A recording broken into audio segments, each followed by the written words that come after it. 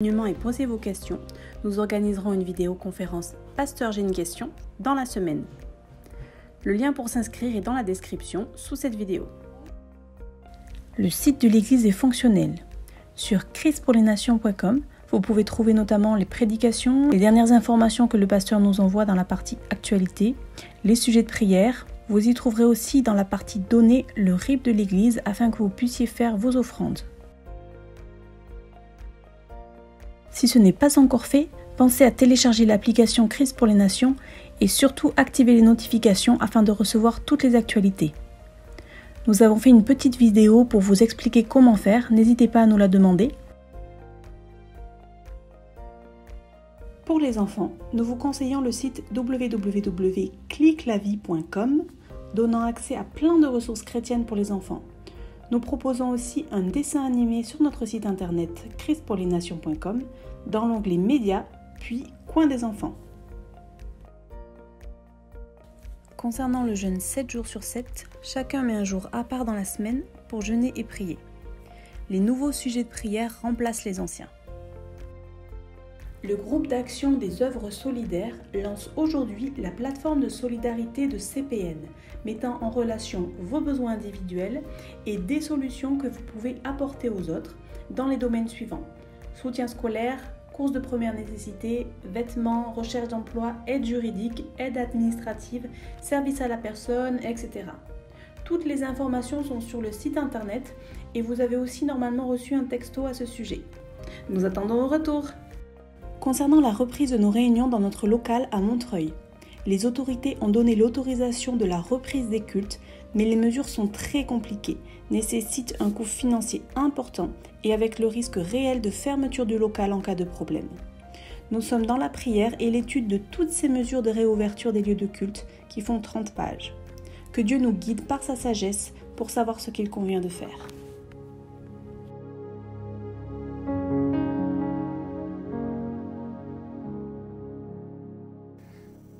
C'est le temps de la prédication de la parole de Dieu. Nous allons lire un verset d'introduction dans Romains. Romains, l'épître de Paul aux Romains, chapitre 8. Romains, chapitre 8. Nous allons lire un verset introductif. C'est le verset 14. Romains, chapitre 8, verset 14. Car tous ceux qui sont conduits par l'Esprit de Dieu sont fils de Dieu. Je relis. Car tous ceux qui sont conduits par l'Esprit de Dieu sont fils de Dieu. Nous avons chanté également la nécessité, l'importance de savoir qui nous sommes. Savoir qui nous sommes. Le titre de mon message ce matin, c'est le même sur lequel nous avons partagé il y a de cela quelques dimanches. Et je crois que ce matin, Dieu nous conduit maintenant au sommet.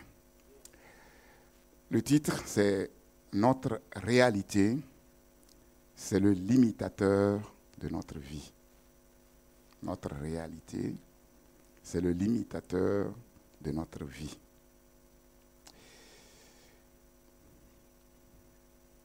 Nous avons vu que notre foi détermine notre vision.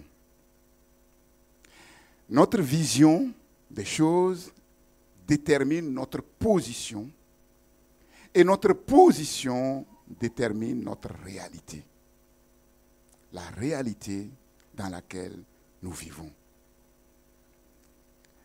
Est-ce qu'il y a un fou ici? Est-ce qu'il y a des fous ici? Les fils de Dieu sont des fous du Seigneur.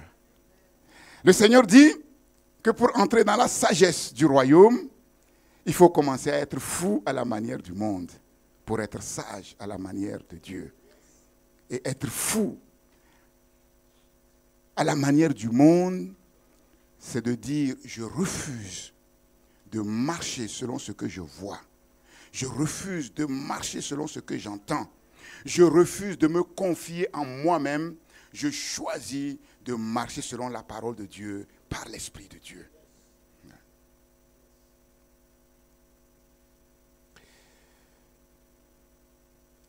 Notre foi détermine notre vision détermine notre position, et notre position détermine notre réalité. Et donc tout dépend de notre foi. La réalité de notre vie sur cette terre, en fait, ne dépend pas de Dieu, mais dépend de nous, de notre foi. Quelqu'un disait, s'il y a une foi qui déplace les montagnes, il y a aussi une foi qui me permet de triompher de mes ennemis, qui me permet de triompher de la maladie, qui me permet de triompher de la pauvreté, qui me permet de triompher du célibat forcé, qui me permet de triompher des problèmes financiers. Et c'est cette foi que je veux avoir, c'est dans cette foi que je veux grandir. Le fondement du christianisme, c'est ce que la Bible appelle la nouvelle naissance. Le fondement du christianisme, c'est la nouvelle naissance. Et bien aimé, la nouvelle naissance n'est pas une théorie. C'est la base, c'est le point de départ. Et il faut que ce point de départ soit concret. Parce que si la nouvelle naissance est une théorie pour quelqu'un, alors tout ce qui va suivre de sa vie n'est que théorie et le Seigneur ne peut rien faire pour lui. Il est impossible de parvenir à la nouvelle naissance sans le Saint-Esprit. Il est impossible à un être humain de naître de nouveau sans le Saint-Esprit. C'est le miracle de Dieu. C'est l'œuvre de Dieu par la puissance seule du Saint-Esprit. Nés de nouveau, cependant, nous sommes de nouveau-nés, des bébés spirituels. Et de la même manière qu'il n'est pas possible de naître de nouveau, autrement que par le Saint-Esprit, de la même manière, pour grandir spirituellement, il est nécessaire que le Saint-Esprit nous conduise. Le plan de Dieu pour ses enfants, pour tous ses enfants, c'est qu'ils naissent de nouveau et qu'ils puissent parvenir, en fait, au stade de fils. C'est-à-dire des hommes matures, complets, parvenir à la stature de Christ sur cette terre, c'est-à-dire être des intendants de toutes les richesses de Dieu sur cette terre. Pour y parvenir, il est nécessaire d'être conduit par le Saint-Esprit. Car tous ceux qui sont conduits par l'Esprit de Dieu sont fils. Ils sont passés du stade de bébé au stade d'enfant, du stade d'enfant au stade d'ado, du stade d'ado au stade de jeune, et ensuite d'adulte responsable des vis-à-vis de Dieu, en qui Dieu peut confier, je dirais, sans souci, tout ce qu'il a, parce que c'est nous qui représentons le gouvernement du royaume sur cette terre. Jésus a accompli son œuvre, il est retourné au ciel, et il a suscité son église. Nous sommes la tête du Christ, nous sommes les yeux du Christ, nous sommes le corps de Christ. C'est au travers de nous que Dieu fait la démonstration sur cette terre de qui il est, ce qu'il est capable de faire. Tous ceux qui sont conduits par l'Esprit de Dieu sont fils de Dieu. Et en fait, la conjugaison ici, tous ceux qui sont conduits, en fait, c'est un présent continu. C'est-à-dire que être conduit par l'Esprit de Dieu doit être un processus continuel. On doit être conduit chaque jour, chaque instant, partout, dans toute situation, dans tous les domaines. Je dois être attentif toujours, constamment, du fait que je suis le temple du Saint-Esprit. L'Esprit de Dieu habite en moi. Et le Saint-Esprit ne m'a pas donné pour orner simplement mon corps. Non, le Saint-Esprit m'a été donné pour quelque chose, pour que je sois conduit tous les jours dans la foi, selon la parole de Dieu. Tout ce que je fais, oui, je dois le faire avec la participation du Saint-Esprit. Et quand on apprend à prier, et quand on grandit dans la prière, en fait, notre esprit est constamment en prière. Même quand nous conduisons notre voiture, même quand nous mangeons. Vous allez être surpris. Je ne fais rien sans remercier le Seigneur. Même quand je bois de l'eau, je dis merci au Seigneur. Je dis merci au Seigneur. Tous ceux qui sont conduits par l'Esprit de Dieu sont fils de Dieu. Le christianisme n'est ni une théorie, ni une philosophie, mais la connaissance de Dieu par l'expérience personnelle de la parole de Dieu. Vous savez, pour beaucoup, même parmi les enfants de Dieu, connaissent la Bible, mais intellectuellement. La connaissance intellectuelle de la Bible, la connaissance théorique de la Bible ne peut pas libérer la puissance créatrice de Dieu dans nos vies. C'est une connaissance pratique, une connaissance expérimentale. Nous allons aller doucement. Connaître Dieu personnellement par l'expérience personnelle de la parole de Dieu. Dieu dit ceci. Avant d'expérimenter la parole, ce que Dieu a dit est pour moi une théorie. Avant de l'expérimenter, c'est une hypothèse. Mais quand je l'expérimente, ça devient une réalité. Le but suprême de Paul, apôtre de Jésus-Christ, sa motivation première, il le dit dans Philippiens 3:10, c'est de connaître le Christ. Le Christ m'a saisi. Moi, je veux le saisir. Et je vous ai dit qu'avec Dieu, c'est une relation à double sens, pas à sens unique. Dieu m'a saisi et moi je le saisis. Parce que si Dieu me saisit et moi je ne le saisis pas, mais le jour où Dieu va vouloir partir, mais il va partir tranquille. Si Dieu me saisit et moi je le saisis, quand Dieu veut partir, je dis, ah, tu restes ou je pars avec toi parce que je t'ai attrapé. Et vous vous souvenez, c'est ce que Jacob a fait. C'était chaud. Jacob a dit, il s'est agrippé. Alors l'ange a dit, moi je ne te laisserai pas partir. En termes simples, c'est ton pied, mon pied. Moi je t'ai saisi. Tu m'as saisi et moi je t'ai saisi. Même si tu ne veux pas que je vienne avec toi, je viendrai avec toi parce que je t'ai saisi. Et comment il va faire pour partir? Il va te donner ce que tu veux. C'est ce que Paul dit. Connaître le Christ personnellement, l'expérimenter, afin de devenir comme lui. Le Christ est devenu comme moi sur la terre, en prenant mes faiblesses, en prenant mes incapacités, en prenant tous mes péchés à la croix de Golgotha. Et moi maintenant, je veux devenir comme lui. Alléluia. Il est devenu comme moi, afin que moi, je puisse devenir comme lui. Alléluia. Il est venu me saisir. Et il a saisi tous mes problèmes. Et maintenant, je veux le saisir et saisir toutes ses solutions. Alléluia. C'est ce que Paul dit. Mais pour cela, il faut apprendre à expérimenter personnellement la parole de Dieu.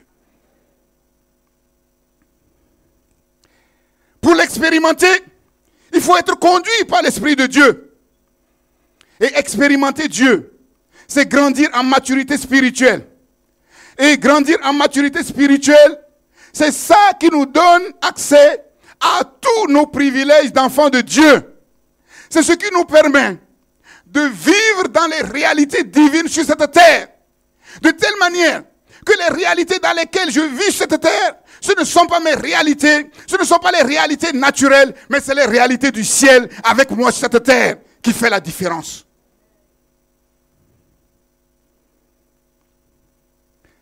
Vous savez, beaucoup de chrétiens sont au bas de l'échelle. Ce n'est pas à Christ pour les nations, hein. Je parle pour les autres chrétiens. Vous, vous êtes merveilleux. Vous êtes déjà en haut. Mais quand on regarde sur la terre, il y a beaucoup de chrétiens qui sont au bas de l'échelle. Pourtant, la Bible dit, nous sommes en haut et non en bas. Beaucoup d'enfants de Dieu sont encore à la queue. Alors que la Bible dit, nous devons être les premiers et non les derniers. Et en fait, pourquoi cela? Pourquoi? Parce que simplement, ils n'arrivent pas à entrer dans leur héritage. Ils vivent en deçà de leurs privilèges. Et quelle est la raison? C'est qu'ils ne sont pas matures. Ils ne sont pas matures. Ou bien, ils sont des attardés spirituels. Vous savez ce que c'est un attardé? C'est compliqué.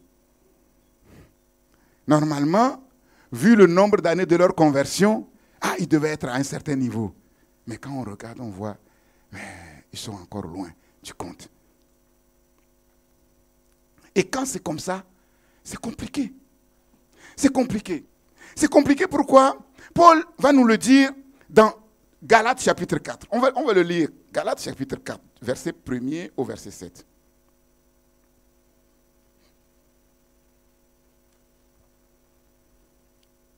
Je te dis la vérité de la part du Seigneur. J'ai beaucoup prié pour ce message. Ce n'est pas la première fois que je donne ce message. Vous savez, quand je donne le même message, ceux qui ont l'habitude, ce n'est jamais le même message. Jamais. Oui, parce que les choses sont évolutives. Et je te dis en vérité, si par l'Esprit de Dieu, tu comprends le message que Dieu veut te communiquer ce matin, ta vie ne sera plus jamais la même. Tu ne seras plus jamais la même personne. Impossible. Impossible. Galates chapitre 4, verset 1er. Or, aussi longtemps que l'héritier est un enfant, il n'est pas mature. Je dis qu'il ne diffère en rien d'un esclave, quoi qu'il soit maître de tout.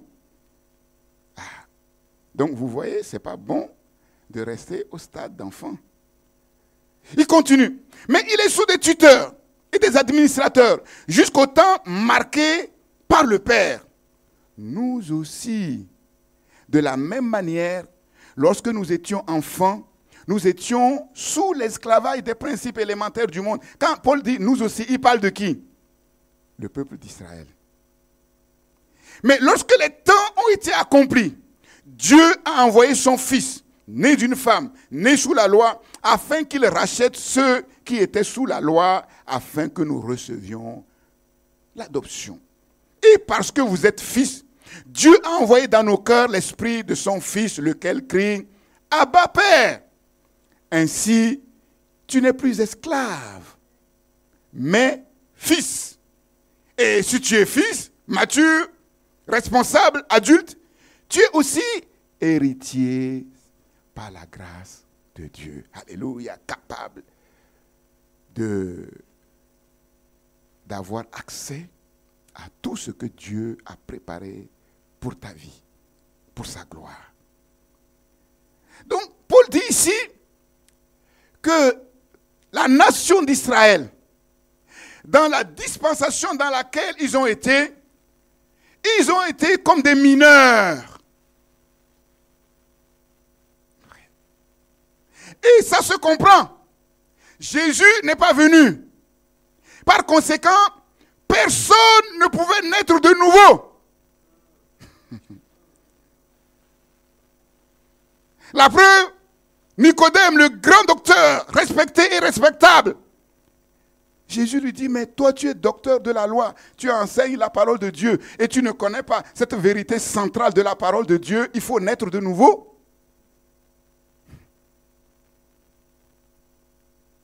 Israël était dans le stade d'enfant mineur. On le voit comment? Ils ont été placés sous des tuteurs. Et le tuteur sous lequel Israël a été placé, c'est la loi. Et la loi, c'est quoi? La loi était censée leur enseigner ce qui est bien. Ne fais pas ça, fais ceci. Et comme ils étaient mineurs, ils ne savaient pas distinguer ce qui est bon de ce qui n'est pas bon, ce qui est précieux de ce qui est profane, Dieu leur a donné la loi qui leur enseigne ce qui est bien et ce qui est mal. Et donc, Paul dit ici que la loi était comme un instituteur, un professeur, un pédagogue, un coach. Et qu'est-ce que la loi devait leur enseigner de plus fondamental? La loi leur dit, ne fais pas ceci, fais ceci. Mais quand ils se lèvent pour essayer de ne pas faire ce que la loi leur dit de ne pas faire, ou pour faire ce que la loi leur dit de faire, ils se rendent compte qu'en eux, il y a une incapacité. Parce que la loi leur dit, fais, ne fais pas, mais la loi n'a aucun pouvoir pour leur donner la capacité pour faire et ne pas faire. Pourquoi? Ils n'étaient pas nés de nouveau et l'Esprit de Dieu n'habitait pas en eux. Alléluia. Par conséquent, la loi qui leur a été donnée, c'était pour leur enseigner une chose fondamentale, c'est que les exigences de Dieu, personne ne peut les accomplir par sa propre capacité, par ses propres forces. Alléluia. La loi était là pour leur enseigner toute incapacité, toute inutilité de nos œuvres. Et la loi était là maintenant pour susciter en eux cette prière. Seigneur, s'il te plaît, envoie-nous un rédempteur. La loi était un pédagogue pour les amener à Christ.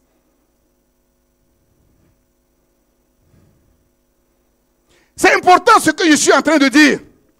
Ce que je suis en train de vous dire ce matin, c'est que mon frère, ma soeur, sans le Saint-Esprit, tu ne peux pas naître de nouveau. Ce que je suis en train de te dire ce matin, c'est que mon frère, ma soeur, ce n'est pas une question d'œuvre, de capacité intellectuelle. Sans le Saint-Esprit, tu ne peux pas grandir spirituellement. Sans le Saint-Esprit, tu ne peux pas être libre.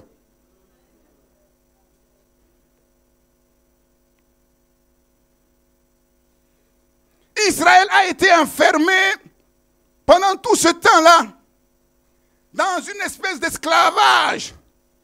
Étant enfant, étant mineur, il n'était pas possible que Dieu leur donne leur héritage. Car vous savez tous avec moi qu'il n'existe sur la terre aucune loi, aucune cour de justice qui donne ordre de donner l'héritage à un enfant mineur ou à un enfant qui est en attardé mental. Ça n'existe pas. Il faut un tuteur. Il faut un tuteur. En tant qu'enfant de Dieu, si nous ne grandissons pas spirituellement, pour être mature, il y a un tuteur qui est avec nous. Et ce tuteur, en fait, c'est le Saint-Esprit. Et le Saint-Esprit nous prépare pour que nous soyons matures, pour qu'il puisse nous permettre d'entrer dans notre héritage. Parce qu'on ne peut pas donner un héritage à un mineur. On ne peut pas donner un héritage à quelqu'un qui est attardé mentalement. Impossible. Aucune cour de loi ne l'accepte. Donc l'héritage du Père est à lui. Mais il ne peut pas en jouir. Voilà pourquoi Paul dit que dans cette position, ils ne sont pas différents d'un esclave. Mais nous, nés de nouveau par l'Esprit de Dieu, le chrétien est libéré, affranchi de la loi. Si le Fils de Dieu vous a franchi, vous serez réellement libre. Nous ne sommes plus esclaves, mais nous sommes fils, héritiers de Dieu, par la grâce de Dieu. Mais Paul dit, il faut être conduit par l'Esprit de Dieu pour devenir majeur, adulte spirituel. L'immaturité spirituelle vient d'un manque de connaissance réelle de Dieu. Et le manque de connaissance réelle de Dieu vient d'un manque d'expérience réelle de la parole de Dieu. Et quand on n'expérimente pas la parole de Dieu, ça veut dire qu'on n'est pas conduit par l'Esprit de Dieu. Car cette parole que je vous prêche est esprit et vie. Et quand c'est comme ça, on vient écouter les prédications, les enseignements bibliques. Mais pour beaucoup, ce n'est que de simples conseils. À prendre ou à laisser. C'est pas ça. La parole de Dieu, c'est la norme de notre vie. C'est elle qui éclaire notre chemin. C'est elle qui nous montre comment nous comporter avec notre Père Céleste et comment notre Père Céleste se comporte avec nous. Ce n'est pas des conseils qu'on reçoit et puis on fait ou on ne fait pas. Non. Quand on n'a pas appris à mettre la parole de Dieu en pratique, en fait, on écoute les prédications, on prend ce qu'on veut, on prend ce qui nous intéresse, et le reste, on ne s'intéresse pas. On vient écouter la parole de Dieu simplement pour recevoir la réponse précise à notre besoin. Mais seulement ce qu'on ne sait pas, c'est qu'il y a d'autres besoins qu'on ne connaît pas, que la parole de Dieu connaît. Et à partir de là, les chrétiens deviennent cyniques, sceptiques. Et on dit, mais pasteur, il faut être sérieux, il faut être pratique. La parole de Dieu dit, si on te frappe sur une joue, il faut tendre l'autre joue. Pasteur, soyons sérieux. Personne ne peut le faire, ça. On me frappe sur une joue, si je ne réponds pas, c'est déjà bien. Mais tendre encore l'autre joue, ben attends, c'est la folie. Oui, il faut devenir fou pour être sage de Dieu. C'est ça. Celui qui n'a pas expérimenté cette parole est une théorie pour lui. Il va dire, c'est impossible. Impossible. Impossible. Mais quand on te marche sur le pied dans le métro et que tu te retournes, la personne qui t'a marché sur le pied, tu la salues et tu dis que Dieu te bénisse, tu vas voir à cet instant précis ce qui va se passer dans ton cœur. Moi, je te le dis. Je te le dis, je dis la vérité. Un jour, je suis monté dans le métro, je vous ai déjà donné cet exemple. Je suis monté dans le métro, une belle fille vient s'asseoir devant moi, une jupe courte. Ben, je lève les yeux, on ne peut pas rester dans le métro les yeux fermés. Ben, ce qu'il ne fallait pas voir, je l'ai vu. Mais ce que je dis, quand c'est comme ça, ben, le premier regard, ok. Mais là où ça devient difficile, c'est le deuxième regard. Premier regard, ok. Deuxième regard, KO. Quand j'ai vu, quelque chose a voulu commencer à faire dans ma pensée.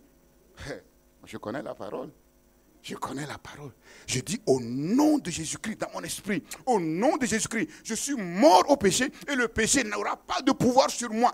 Je vous assure, quand j'ai fini de parler, la chose qui voulait se remuer là s'est calmée.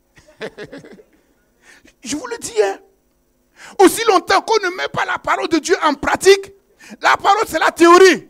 La Bible dit ça, mais dans la vérité, non, c'est autrement. La Bible dit, attends, on est riche en Dieu, mais regardez, tous les chrétiens sont pauvres. La Bible dit, on est en haut. Regardez, il y a combien de chrétiens dans cette nation qui sont en haut? Moi, je vous ai dit, si vous voulez vivre votre vie chrétienne en regardant les hommes, vous n'irez nulle part. Mais si vous voulez vivre votre vie chrétienne en regardant la parole de Dieu vous amènera là où Dieu veut vous amener. C'est ça. La parole de Dieu, elle est créatrice, ordonnatrice, providentielle. Vous le savez.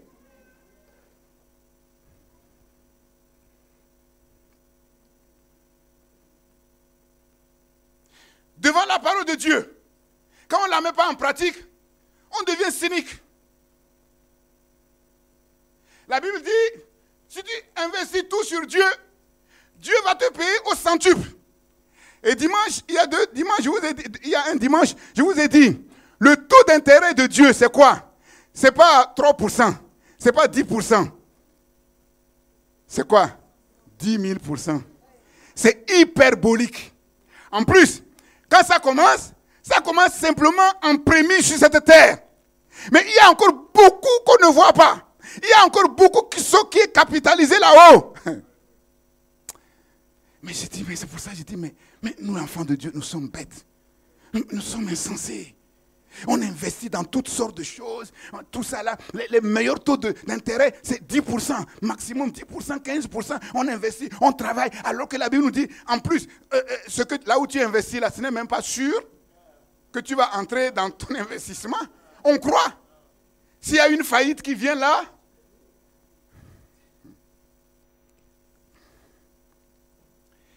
on ne met pas la parole de Dieu en place. On dit non, mon frère, il faut être réel.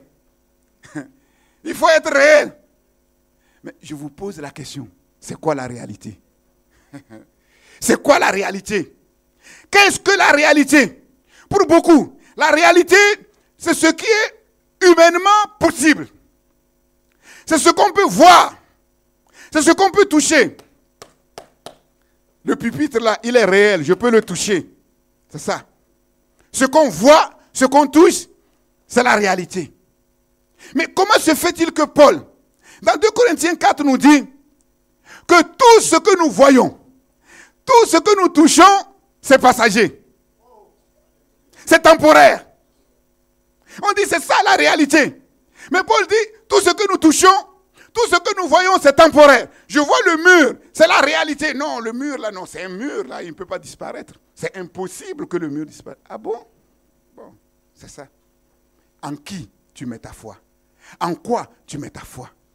Hébreux 11.3 nous dit que les choses que nous voyons, que nous touchons, ces choses visibles, ne sont pas venues à l'existence, n'ont pas été créées par les choses visibles.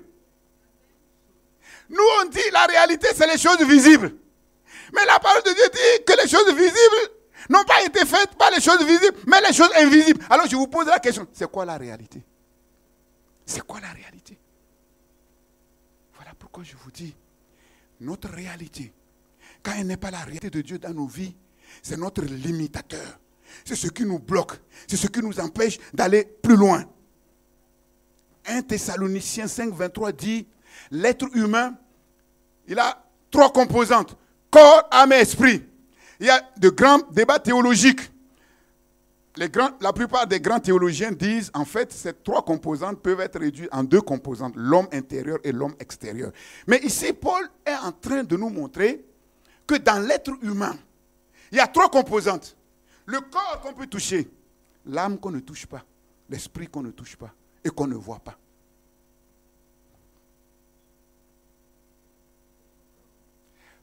Par le corps, je peux entrer en contact avec la matière. Par mon âme, je peux entrer en relation, je peux avoir conscience de moi-même et entrer dans une relation sociale avec les autres.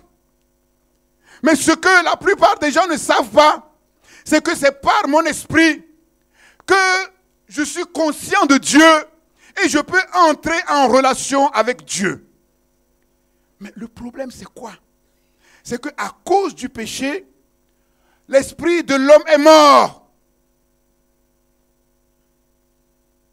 L'esprit de l'homme qui ne connaît pas Dieu est mort. Sans Dieu, notre esprit est mort. Voilà pourquoi l'homme naturel, charnel, n'est pas à l'aise avec les choses de Dieu. Il ne croit que ce qu'il voit.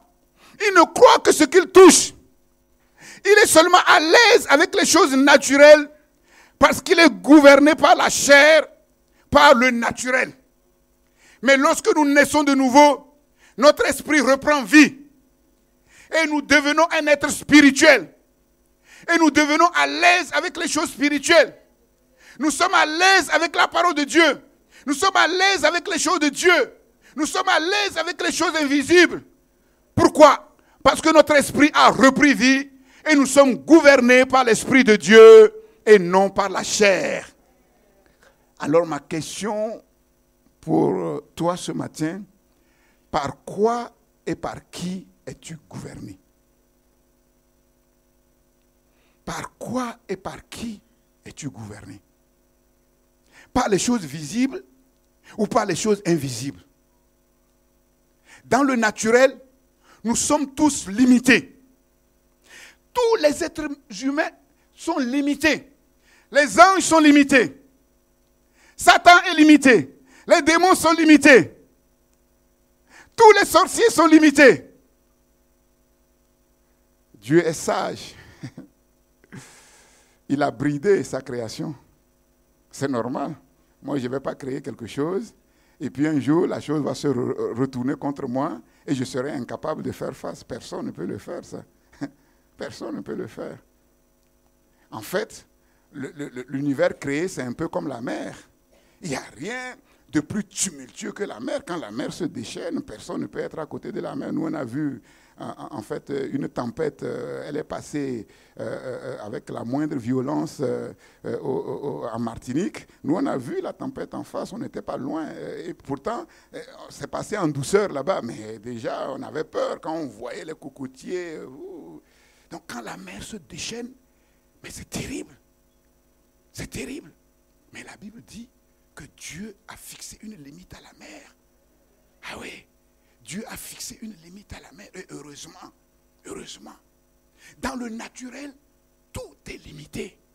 Tout est limité. Dans le naturel, comme Paul dit, tout est passager, temporaire. Les choses peuvent changer d'un coup.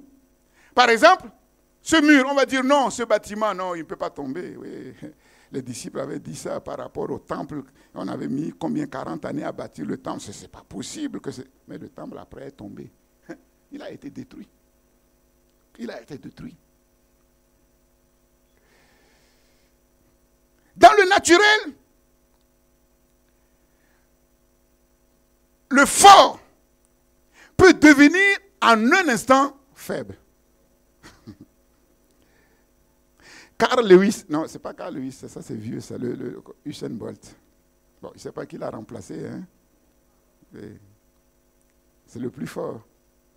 Mais au moment de s'élancer, si en un instant il y a un petit virus là qui vient entrer en lui et que la fièvre survient et que le palu arrive là et qu'il commence à trembler, Carl Lewis sera par terre.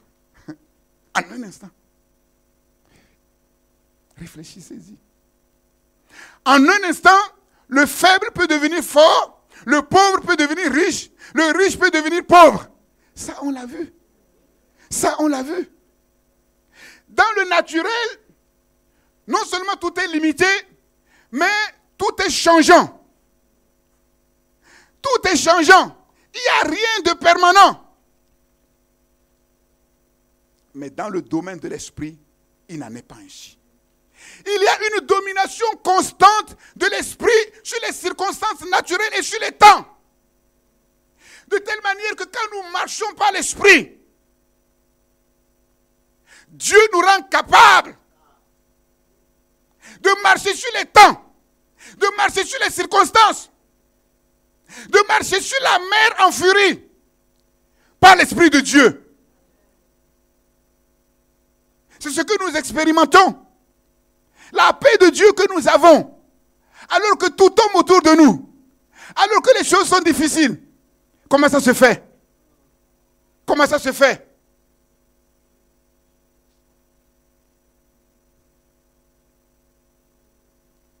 Avant que Dieu ne forme l'univers, la Bible dit, au commencement, Dieu créa les cieux et la terre. La terre était informe et vide. Il y avait des ténèbres à la surface des eaux. La Bible dit que la réalité en ce moment-là, c'était un chaos. Un chaos. Mais la Bible ajoute, l'Esprit de Dieu se mouvait au-dessus des eaux. Au-dessus de cette réalité. Et j'imagine que ceux qui devaient faire face à cette réalité, mais ils auront l'impression que rien ne peut changer. Tant le chaos est terrible. Et peut-être que ce matin, tu es dans cette situation. L'épreuve dans laquelle tu es. Tu te dis, mais j'ai l'impression que rien ne peut changer. J'ai l'impression que la maladie, ça a trop duré. J'ai l'impression que le célibat, ça a trop duré. J'ai l'impression que ceci, ça a trop duré. Je ne vois pas comment les choses peuvent changer. Mais laisse-moi te dire, l'Esprit de Dieu est en train de se mouvoir au-dessus de ton chaos. Alléluia. La réalité est restée chaotique. Aussi longtemps que la parole de Dieu n'est pas sortie. Mais le Saint-Esprit était au contrôle. Malgré tes épreuves, le Saint-Esprit est au contrôle. Alléluia. Pour empêcher ton ennemi de t'engloutir, il ne t'engloutira pas. Alléluia. Et la Bible dit instantanément, quelque chose s'est produit dans le cosmos. On a entendu une voix. On a entendu subitement une voix. Que la lumière soit. Que la lumière soit. Et instantanément, la réalité chaotique a été changée instantanément. Alléluia. La parole de Dieu, elle est créatrice, ordonnatrice, providentielle. Voilà pourquoi il faut apprendre à expérimenter la parole de Dieu. Pour que quand le chaos arrive, on ne soit pas agité comme ceux qui n'ont pas de Dieu. Comme ceux qui n'ont pas d'espérance. Notre réalité, quand elle n'est pas conforme à la réalité de Dieu, nous limite énormément. C'est le limitateur complet de notre vie. Il y a plus d'un siècle maintenant, la réalité de cette époque, c'était qu'il est impossible que les hommes puissent voler comme les oiseaux. Et tout le monde était d'accord avec cette réalité. Jusqu'au jour où des fous se sont levés. Les frères Wright, et ils ont dit, nous, on va vous dire la vérité. Cette réalité-là, elle est temporaire. Il y a une autre réalité qui va venir. Et à partir de cette réalité-là, les hommes vont commencer à voler comme les oiseaux. On s'est moqué d'eux. Ben, vous racontez quoi? Ils ont fait le premier spécimen, un avion là qu'ils ont lancé. Il a fait, il est tombé. On dit, ah, regardez, là c'est les rêveurs là. Ils se prennent pour des dieux, ils se prennent pour qui? Des demi-dieux. Ils ont essayé une fois, ça montait, c'est tombé. Et subitement, quelque chose a commencé à voler, à traverser les océans. De telle manière qu'aujourd'hui, la réalité de cette époque, c'est qu'on vole. Les avions volent partout. Réfléchissez-y. Ouais. L'ennemi te dit, tu ne peux pas t'envoler. Tu ne peux pas t'envoler. Regarde, tu ne peux pas t'envoler. Dis-le, ok, oui, je ne peux pas m'envoler. Aussi longtemps que l'Esprit de Dieu se meut au travers de moi et que la parole de Dieu ne sort pas. Mais aujourd'hui, la parole de Dieu est en train de sortir.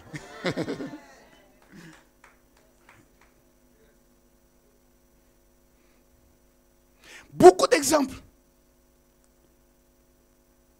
Il fut un temps aussi, on disait non, quand vous regardez dans l'air, qu'est-ce que vous voyez? Qu'est-ce que vous voyez? Il n'y a rien. Oui. Les gens disaient non, mais il n'y a rien. Ce qu'on voit là, c'est ce que, il n'y a rien. Des gens se sont levés et ils ont dit non, il y a quelque chose. Oh, non, attends, montre-nous.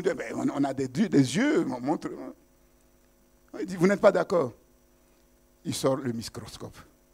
Les gens regardent dans le microscope. Oh, si vous voyez tout ce qui nous entoure.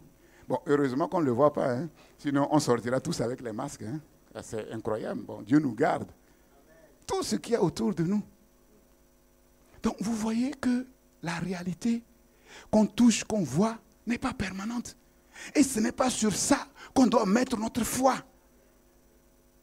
Les choses visibles n'ont pas été faites par les choses visibles, mais par les choses invisibles. De la même manière, la réalité varie d'une époque à une autre, d'une personne à une autre, en fonction des découvertes, des moyens, des capacités et des ressources.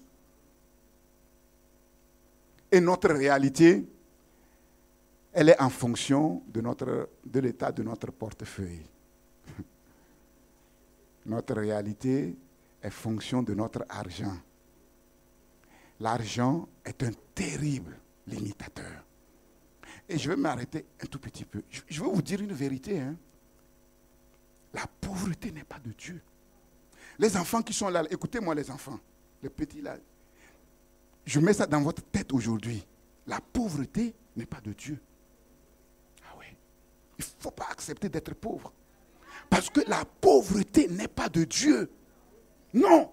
La pauvreté est une conséquence du péché. La pauvreté est une conséquence des injustices. Dieu a mis sur la terre toutes les richesses pour que chacun soit à l'aise. C'est le péché qui a fait que certains en ont tellement, ils ne savent pas quoi faire et d'autres n'ont rien. Voilà pourquoi j'aime ce chant-là qui dit, s'il y a une certaine foi pour déplacer les montagnes, il y a aussi une qualité de foi pour effacer nos misères, pour effacer notre pauvreté. N'acceptez jamais la pauvreté. Je ne suis pas en train de dire que Dieu n'aime pas les pauvres. Non, Dieu aime les pauvres. Il ne veut pas qu'on touche aux pauvres parce qu'il sait pourquoi ils sont devenus pauvres. Mais Dieu ne veut pas que le pauvre reste dans sa pauvreté. J'avais donné un enseignement en Israël. Dieu a donné des lois pour qu'il n'y ait aucun pauvre en Israël. Et au temps de l'église primitive, la Bible dit qu'il n'y avait aucun indigent. Il n'y avait aucun pauvre. Nous ne devons pas accepter la pauvreté. La pauvreté, c'est un terrible limitateur. Donc les enfants, ne cherchez pas à être pauvres. Quand on ne veut pas être pauvre en tant qu'enfant, ça commence par quoi? À écouter bien les parents. À apprendre à mettre en pratique ce que les parents disent. Quand les parents disent allez à l'école, il faut aller à l'école. Hein? Il faut travailler, il faut travailler. Si vous faites ça, vous allez voir, vous commencez à sortir de la pauvreté. Si vous n'avez pas beaucoup d'argent. Parce que je ne veux pas être pauvre, parce que tu ne veux pas être pauvre, prends au sérieux les choses qui vont te faire sortir de ta pauvreté. Il ne faut pas t'amuser à l'école. Il ne faut pas prendre l'école au hasard, à la légère, pardon. La pauvreté est un terrible limitateur. Regardez, je vous le lis rapidement. Proverbe 14, 20. Le pauvre est odieux à son ami. Ah bon? Ça veut dire quoi? Le pauvre n'a pas d'amis. Proverbe 14, 20. Le pauvre est odieux même à son ami.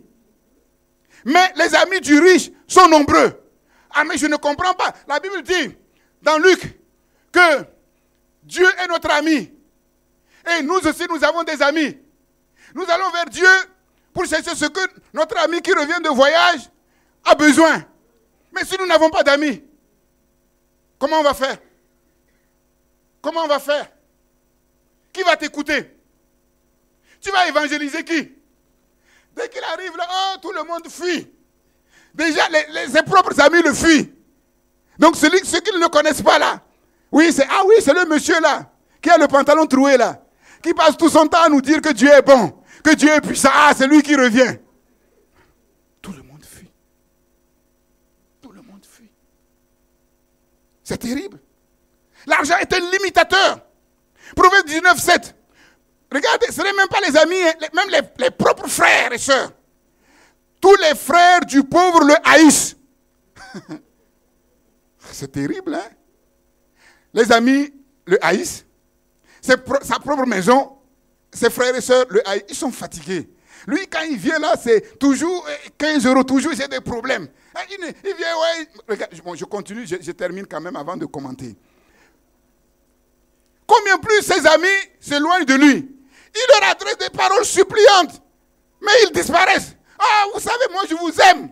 Moi je vous aime. Ah, je fuis. Mais c'est quoi?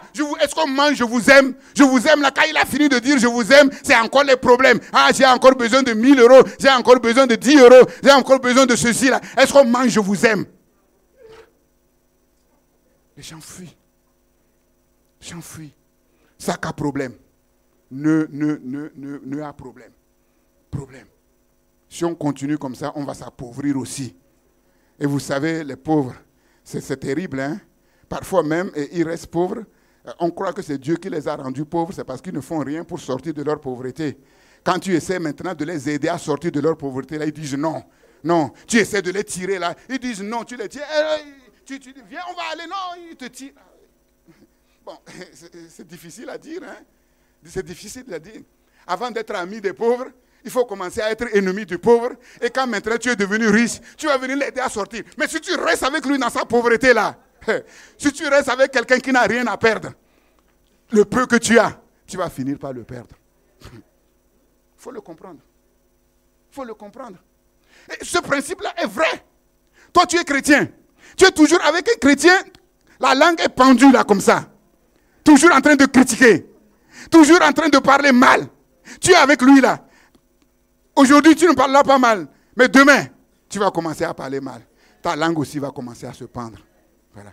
Si tu veux l'aider, sépare-toi de lui. Quand tu seras fort maintenant, tu reviens, il parle mal, tu dis tais-toi. Tu es chrétien, tu n'as pas le droit de le faire. Si tu continues comme ça là, voilà, c'est ça. C'est terrible. Ecclésiaste 10, 19. On fait des repas pour se divertir. Le vin rend la vie joyeuse et l'argent répond à tout. Mais dans la francophonie, je ne sais pas d'où vient cette pensée. Bon, je crois qu'elle vient en partie du catholicisme. Heureux les pauvres en esprit. Mais on a gommé les pauvres en esprit, hein, et finalement on est resté heureux les pauvres. Donc quand on voit au milieu du peuple de Dieu, quelqu'un qui commence à sortir un peu la tête de l'eau, on dit, aïe aïe aïe, mais il n'est plus spirituel, il est bizarre, il est devenu mondain. Ah, mondain? Parce qu'il sort la tête de l'eau. Parce que lui, il a quelque chose à manger. Parce que lui, il peut contribuer à l'œuvre de Dieu et on ne le trouve pas spirituel. C'est ça la francophonie. Je vous le dis.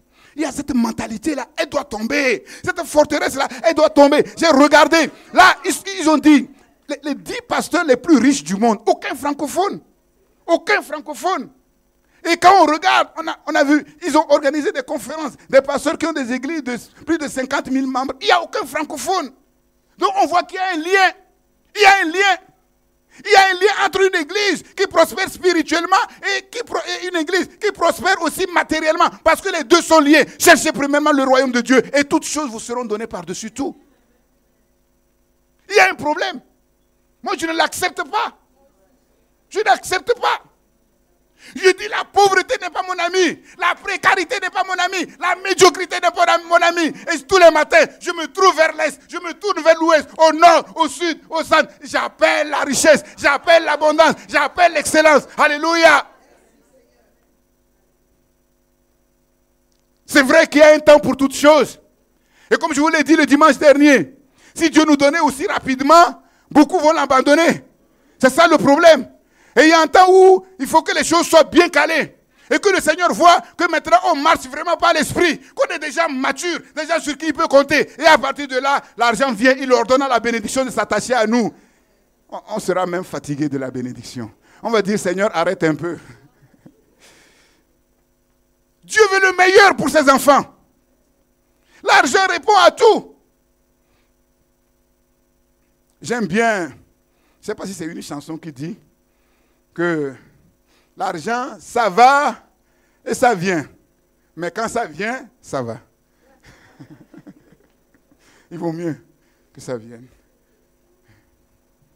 Parfois, je m'assois et je dis, mais on accepte des choses inacceptables. Les enfants de Dieu se sont arrivés à se persuader que finalement, sur la terre, ce dont ils ont accès, c'est les miettes. C'est inacceptable. C'est inacceptable. On accepte l'inacceptable. Pourquoi? Parce qu'on refuse vraiment de se laisser conduire par l'Esprit de Dieu. On refuse de regarder dans les réalités surnaturelles de Dieu. On se cantonne à ce qu'on a. Mon frère, tu as un travail. Estime-toi heureux. Tu es parmi les plus privilégiés du monde. Oui, mais ce travail te fait gagner combien? 1200 €. Et tu n'arrives même pas à boucler les fins de mois. Et tu es content. C'est pas normal. C'est pas normal. Et je suis en train d'exciter une sainte colère en vous. C'est pas normal. Tous les jours, toutes les semaines, des millions, des milliards passent d'une main à une autre. Si vous ne savez pas, je vous le dis. Dieu n'est pas à court de moyens. La sagesse de Dieu est infiniment variée. Ta réalité dépend de ton argent. Voilà pourquoi ta réalité n'est pas ma réalité. Et ma réalité n'est pas ta réalité. Par exemple, la réalité de la France n'est pas la réalité des États-Unis. Pourquoi? Les États-Unis sont plus puissants, ils sont plus riches. Ce n'est pas la même réalité. La réalité de la France, ce n'est pas la réalité du Togo non plus, ni la réalité du Congo. Mais c'est normal. C'est normal. Oui. Tu es à Marseille.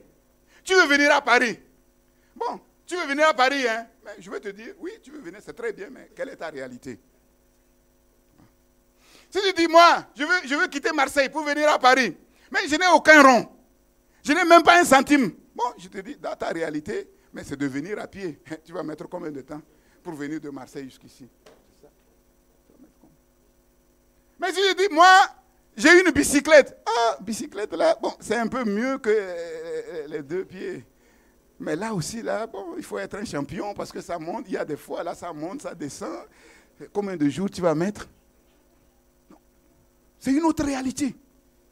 Bon, j'ai les moyens de prendre le train. Ok, bon, tu prends le TGV, tu mets combien? Peut-être 3 heures, je ne sais pas, 4 heures pour venir. C'est une autre réalité. Donc, quelqu'un qui fait ça, pour lui, bon, pour eux, ils pensent que non, pour venir partir de Marseille à Paris, bon, il faut prendre le train, ça met 4 heures. Non. Mais il y en a, il dit non, moi je ne vais pas me fatiguer à prendre le train, moi j'ai les moyens, je prends l'avion. Donc c'est une autre réalité. Et lui, c'est 50 minutes. Mais ce que vous ne savez pas, c'est que l'émir du Qatar, mais lui, ce n'est pas de prendre le TGV, ni prendre sa voiture, mais il prend son propre jet privé. Voilà. C'est ça. Mais toutes les réalités naturelles sont limitées. Et même la réalité de l'émir du Qatar, il a son jet privé, il peut voler quand il veut, mais quand la météo est corsée, il est coincé. Voilà.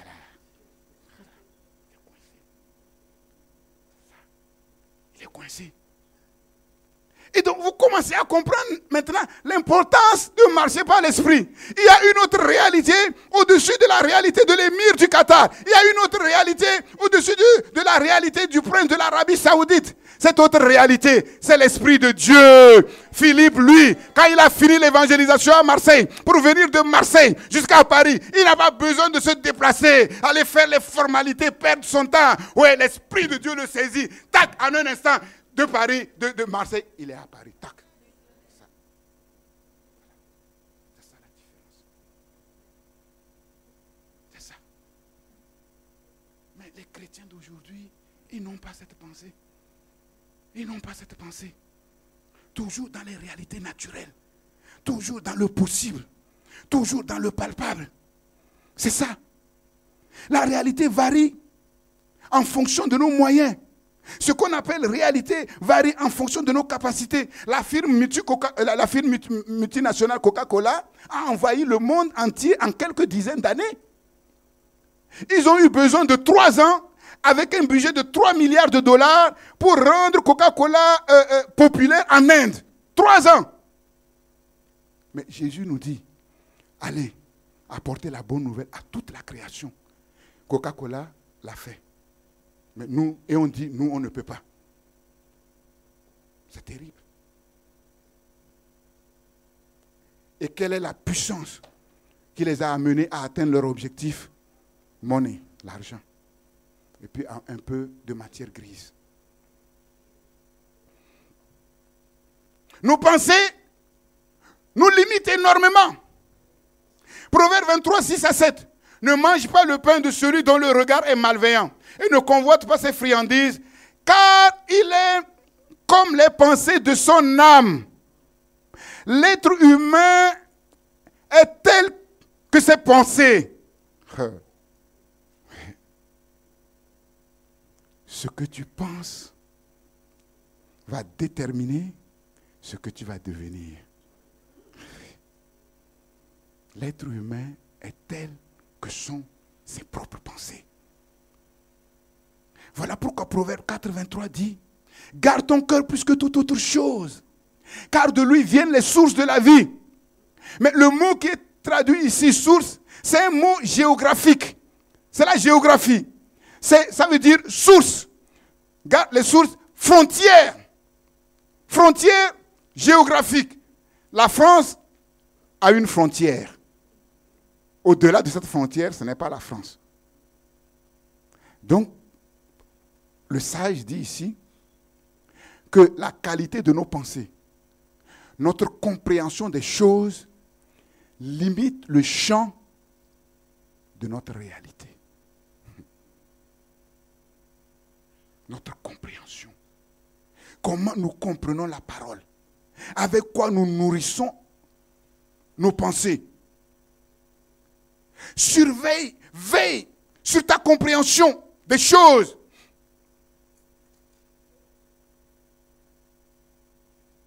Pour que nos pensées soient nourries des pensées de foi. Et quand vous regardez bien, si on se laisse aller, c'est toujours les pensées négatives, défaitisme. Jusqu'ici, échec sur échec. Dieu dit non. La réalité, cette réalité, elle est changeante. Elle n'est pas permanente. Dieu peut permettre un échec pour un temps, pour t'apprendre quelque chose. Mais ne nourris pas tes pensées avec ces choses négatives. Et vous savez que Dieu est positif. Hein? La foi, ce n'est pas la pensée positive. Non, ce n'est pas la pensée positive. Mais la foi de Dieu est positive. En Christ, ce n'est pas le non. Ce n'est pas le non, c'est le oui. Pourquoi? Parce que Christ a tout accompli. Il a enlevé tous les obstacles. Notre réalité familiale, socio-culturelle, intellectuelle, notre QI, nos diplômes, même le travail, tout ça, ça nous limite. Ça nous limite. Ça nous limite. Tout nous limite. Jusqu'à ce que quelque chose se passe en nous. Jusqu'à ce que quelque chose change dans notre esprit. Et ce qui peut amener ce changement, c'est la foi que nous décidons, une fois pour toutes, de mettre sur le Dieu vivant et vrai. De dire, Dieu est mon Dieu. Une chose, c'est de dire Dieu. Mais une autre chose, c'est de dire, le Dieu d'Abraham, le Dieu d'Isaac, le Dieu de Jacob, c'est mon Dieu. Je décide de mettre ma foi en lui. Et c'est ce qui s'est passé en Gédéon. Dieu vient dans la réalité de Gédéon. Dieu dit, mais vas-y, délivre ton peuple. Il dit, mais attends, Seigneur, regarde ma réalité. Avec quoi je vais aller délivrer ce peuple? Ma famille est la plus pauvre. Et moi, je suis le plus petit. Seigneur, tu te trompes d'adresse. Seigneur, tu te trompes de personne. Je croyais que tu étais Dieu. Et Dieu, c'est tout. Mais là, je me rends compte qu'il y a une exception. Ce que Gédéon ne savait pas, c'est que cette réalité dans laquelle il était, cette réalité est demeurée jusqu'à ce jour. Mais à compter de ce jour-là, Dieu a décidé que sa réalité allait changer. Que sa réalité allait changer. Et nous avons vu par la suite que ça a déclenché quelque chose dans l'esprit de Gédéon. Et Gédéon s'est levé. Et Gédéon a mis sa confiance dans la parole de Dieu. Et Gédéon est parti délivrer son peuple comme Dieu l'a dit. Comme Dieu l'a dit.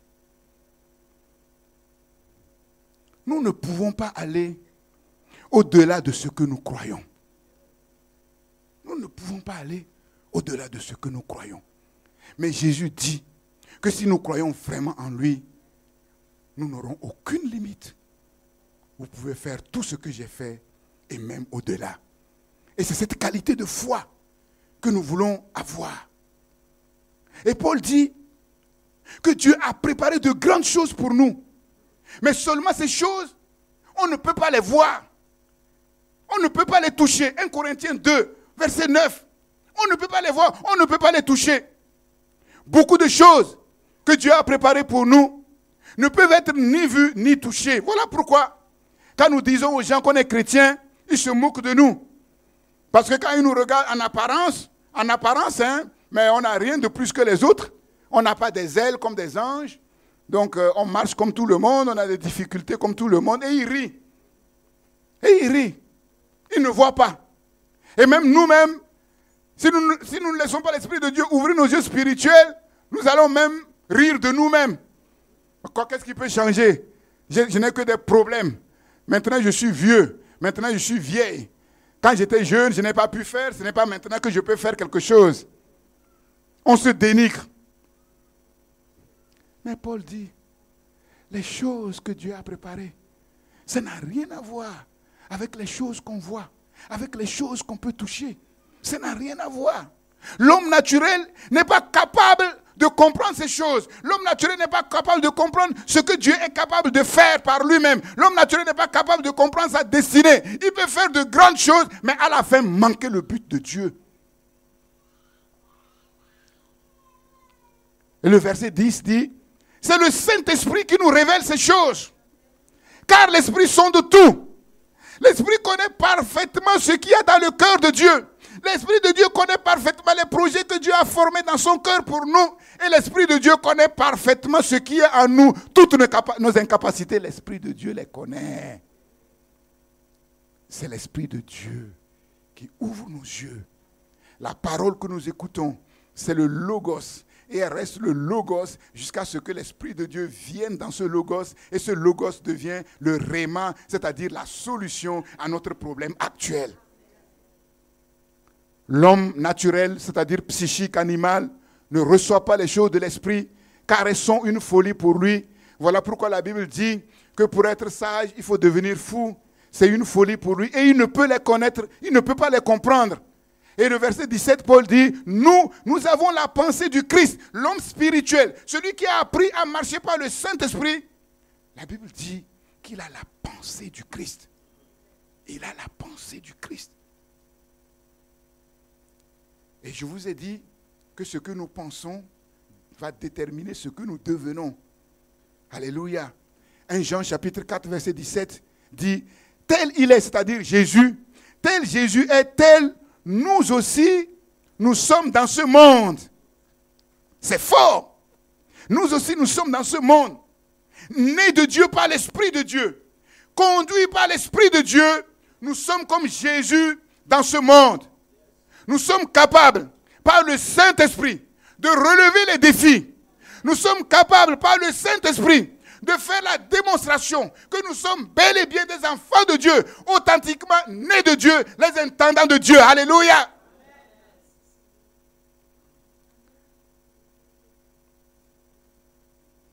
Avec Dieu, nous faisons des exploits. Nous ferons des exploits. Car c'est lui qui écrase nos ennemis. Qui es-tu, grande montagne? Tu seras abattu par terre. Par l'Esprit de Dieu qui nous conduit. Nous ne sommes pas des hommes naturels, appelés à faire de temps en temps des expériences surnaturelles. Non, mais nous sommes des hommes spirituels, appelés à vivre dans la dimension du surnaturel divin. Alléluia. Et par l'Esprit de Dieu, nous sommes rendus capables de dominer. Domine au milieu de tes ennemis. De dominer au milieu de nos ennemis. Ce n'est pas toujours qu'il faut prier en disant « Seigneur, délivre-moi de ceci. Seigneur, délivre-moi. » Non, Seigneur, donne-moi la force de dominer sur les choses, de régner sur les choses. Alléluia. Par l'Esprit de Dieu, je suis rendu capable de marcher sur l'adversité. Je suis rendu capable de marcher sur la mer en furie. Je suis rendu capable de franchir les murailles. C'est ce que nous voulons. Et c'est ce que les amis de Daniel ont dit. Ils ont dit, Nebuchadnezzar, nous servons un Dieu.